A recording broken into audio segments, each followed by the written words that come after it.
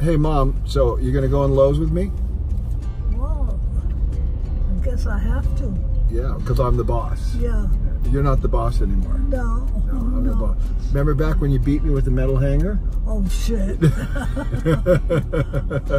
I did beat you? Yeah, you were a little 100-pound Greek woman chasing after me in the house with a metal hanger and beat me, saying, "Ostodiado, you little scato." Oh, God. You remember all that?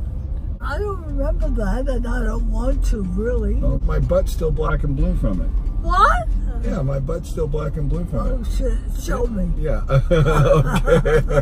I'm going to show you right here and now. You're cute at last. You don't want to say anything to anyone? How about a hot dog?